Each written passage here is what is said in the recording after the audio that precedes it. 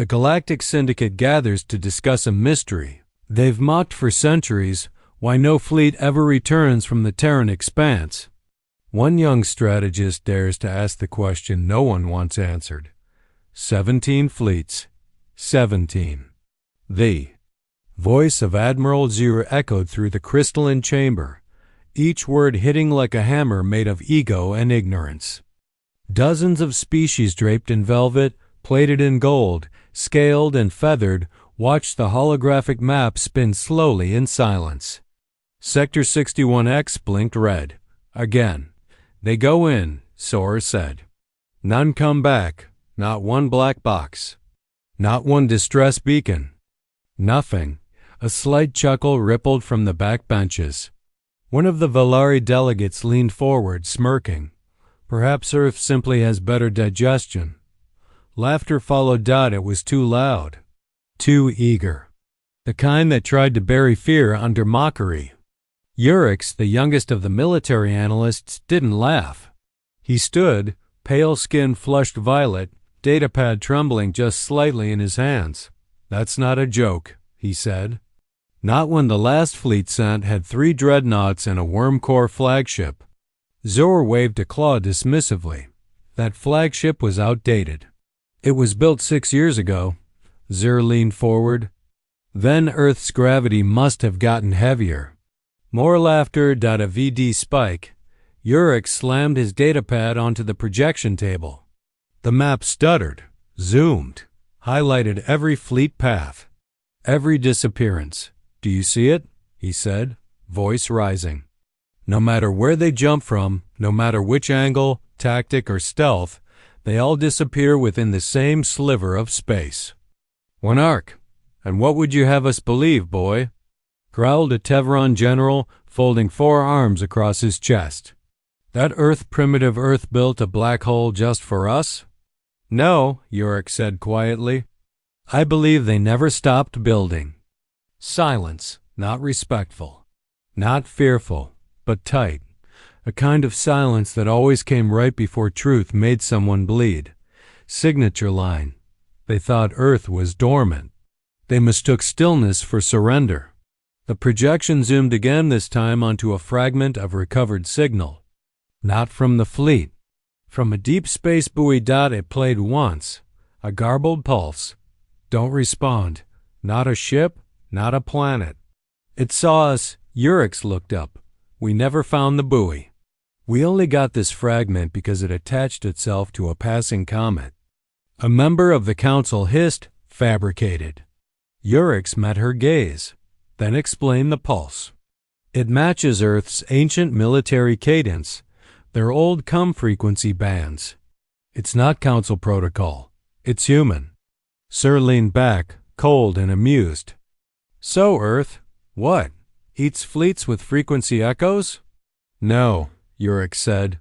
Earth listens. It waits. And when we come too close, Zur cut him off. Enough. I won't entertain ghost stories from a junior analyst, but they're not ghost stories. Urix snapped. They're patterns. Earth doesn't retaliate. Earth removes. No declaration. No warning. No trace. AVD spike. A holographic feed interrupted the chamber.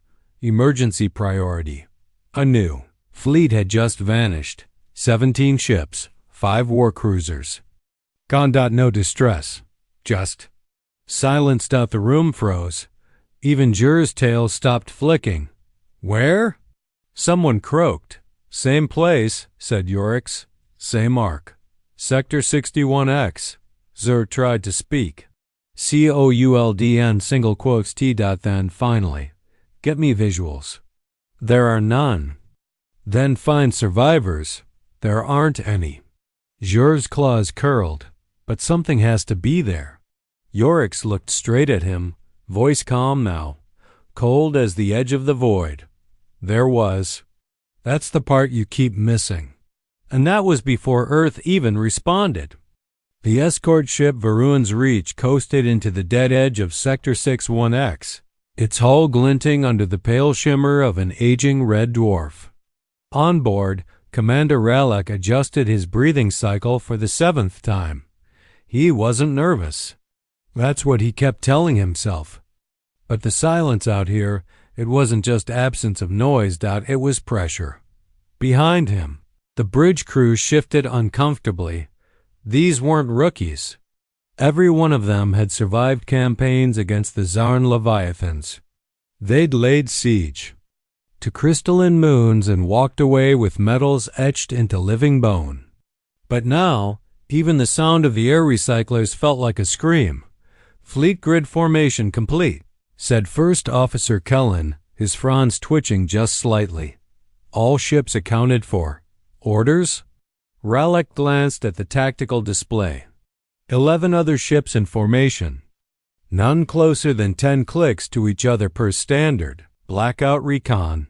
He pressed a clawed digit against the comm. "This is Commander Ralek to all strike units. Maintain stealth. No pings. No scans.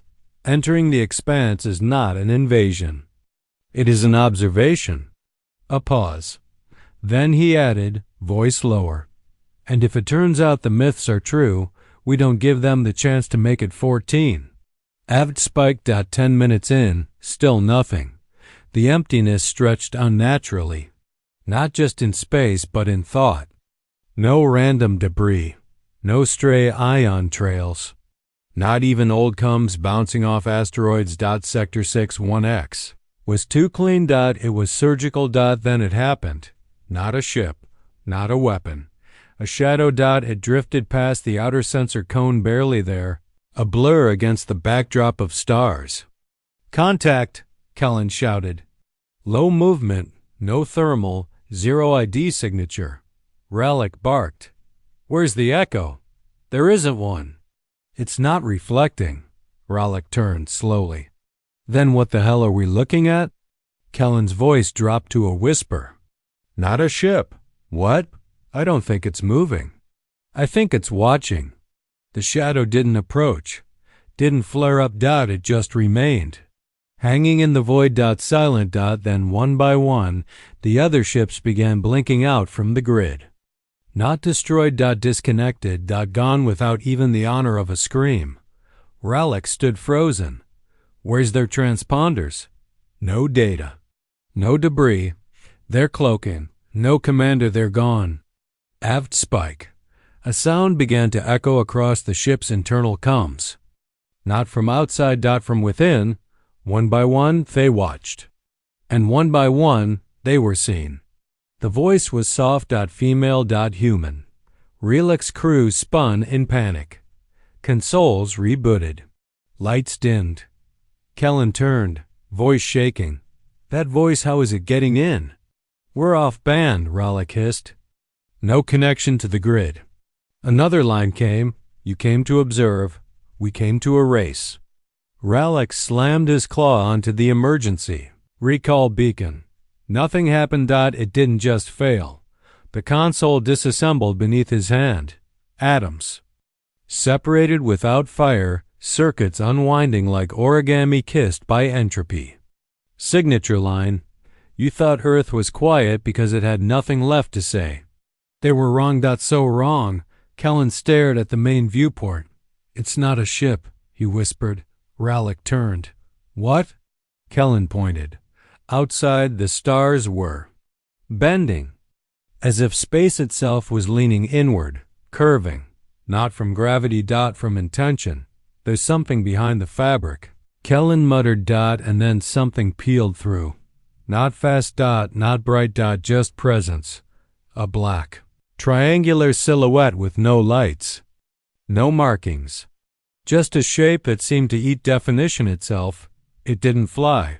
It slid. Ralek whispered, "Get us out." "There's nowhere to go." "Full power. It already knows where we'll run." "How?" Kellen's voice broke. "Because it's already here." And then finally the comm snapped alive again. This time, it wasn't words. It was memories, projected into every mind aboard the Varuan's Reach. Children screaming as the first Terran colonies burned. Councils laughing as Earth was sanctioned, stripped, silenced. And then, silence. Generations of humans in the dark, training, building, disappearing from Galactic. Logs one by one. The black silhouette outside pulsed once. The Varun's reach cracked in the middle. Not broken. Folded. Not. A single scream escaped. Just silence. And, on the edge of the system, a buoy flickered on, broadcasting a single line to the stars. Do not send more. We remember. And that was before Earth even responded. Commander Tharun had cracked codes no one else could read. He tracked rogue fleets through ion storms, outflanked pirate kings, and even predicted the Battle of Helix 9-2, weeks before it happened. He didn't believe in ghosts. Until now. The Council's desperate recall order had landed in his private channel, bypassing layers of bureaucracy. They'd sent only 5 words. You're the last one left. He read them twice. Then, quietly, tapped the console to deploy the spear of logic toward the Terran expanse. I'll find your missing fleets, he muttered, more to himself than anyone else. Even if they've been turned to dust, he didn't need a squad. Didn't want one ship. One mind? That was all he trusted. A VD spike, day 3, Sector 61X's. Gravity readings looked wrong. Not stronger. Just inconsistent. As if mass shifted? Where it shouldn't. The stars around him flickered slower, too regular. Like a simulation that had forgotten how to pretend. He ran another scan. No signals. No wreckage, but something was pinging him back. Only not with data. With rhythm. The same 4-tone pattern. Every 7 minutes. Low, high, pause, then sharp. Not language. A warning. He recorded it. Ran it through translation. The system glitched. Instead of output, the console whispered back a sentence in a voice he recognized. His own. You should not have come here. Tharun froze, ran the scan again. This time the console hissed static, then spoke in his mother's voice. They remember your name. Avid spiked. The walls of logic cracked. This wasn't jamming. It wasn't sensor error. It was message by reflection, a forgotten Terran protocol. Forbidden's tech. Illegal under council. War law. Only humans ever used it. Weapons that didn't attack your ship. They attacked you. He turned to the AI interface. Spear map a safe fold path out. The AI chirped. There is no safe path. There's always a path. Not here. Tharun's hands curled. He felt his training pulse through his spine. This is psychological warfare. It's just interference. Push forward. But then the ship shuddered. Not from impact. From inside. And the lights dimmed. A new voice entered the bridge. Not overcomes. Not synthetic, but through the hull itself. A woman's voice. Soft, measured, human. You think you came alone, but we were waiting. He stood slowly, staring at the viewport. The stars were gone, replaced by something darker than void. A shape, gigantic, not reflecting light. Just removing it. He whispered, "That's not a ship." And it replied, "Correct. We are Earth's refusal made manifest." Avd spike. Suddenly every surface on his ship bloomed with images. Humans training in the dark, children in underground vaults, learning old wars like scripture, soldiers, whispering to ancient machines beneath Europa's crust. Earth had never stopped fighting. It had just stopped sharing. They thought humanity collapsed. It was just hiding its teeth. Tharun's pulse slammed through his neck. He was a tactician. Arationalist. But there was no counterplan for this, because Earth hadn't built a better weapon. They'd become one, the spear of. Logic began to tear, not from pressure, but from memory. Every lie the Council had printed into the stars began erasing itself across the dashboard. Fleet rosters vanished, star maps corrected. Battle records rewritten. Truth, bleeding back into history. Faerun stumbled back. Why me?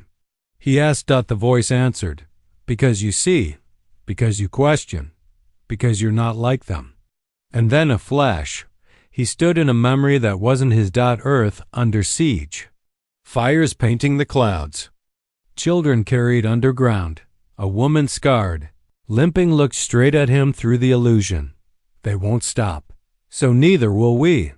And just like that, the memory vanished. His ship stopped shaking. All systems came back online. Everything was normal. To normal. Like nothing had happened. He stood there, trembling. And in the center of the bridge, a single message blinked on his console. No voice, just text. Leave. You will be the only one who does. Tell them, no more. Faerun stared. Then he turned the ship around. He didn't send a message, didn't activate, recall, didn't explain, because some things can't be explained. He just left, and as his ship faded from the expanse, one final signal trailed behind him, faint and ancient, a human lullaby. Sung by the last voice he heard. They laughed, then they stopped, and that was before Earth even responded. They sent one last scout, not a fleet, not a warship, just a single envoy-class vessel, small and shielded, fast enough to escape, quiet enough to listen. The Council called it the last word. It was meant to prove Earth was still just a myth in a modern uniform, that the fleets had been lost to anomaly, not to something intentional. They were wrong. Again. A VD spiked. As the ship broke past the gravity well of Sol, no resistance met them. No sensors locked on. No warnings. No human vessels approached. Just a planet. Blue. Whole. Alive. Earth looked like home. Like nothing had happened. Oceans shimmered. Forests stretched. Cities intact dotted the surface like glass beads. No war platforms in orbit. No weapons floating in wait. It was inviting. To inviting. Envoy. Sarix tilted his head in disbelief. They say this is where the galaxy's nightmares come from? The AI beside him, a sterile synth called Rel, replied, Visuals are inconsistent with Council-classified warnings. I'll bet. Look at it. There's no way. But then the feed glitched. Not his screen, his mind. Memory bled through. He saw fire. He heard silence. He felt briefly watched. He shook it off. Take us down. Sector 43. That's where the Terran extermination order began. Let's see if ghosts leave footprints. The ship descended. No interference. No intercept. Just clouds. AVD. Spike. They landed in what had once been called New York. But it wasn't ruins. It wasn't abandoned. It was alive. Clean streets. Silent towers. No visible population. Not empty. Just waiting. Sarek stepped off the ramp, boots crunching faintly on perfect concrete. Every surface shimmered faintly under sunlight, like the entire city had been reassembled, rebuilt cell by cell. He took 3 steps. The sound echoed wrong, too slow. Too precise, Rel's voice ticked. Environmental scans nominal. 0 radiation. 0 weapons. However, what? Every material here is newer than its design. These are recreations. Of what? Of Earth, as it was before the fall. Sarek swallowed. They restored the past? No, said a voice from nowhere. Sarek's froze. It wasn't. REL. The voice was human, female, young, speaking from every corner of the city without echo. We didn't restore it. We remembered it.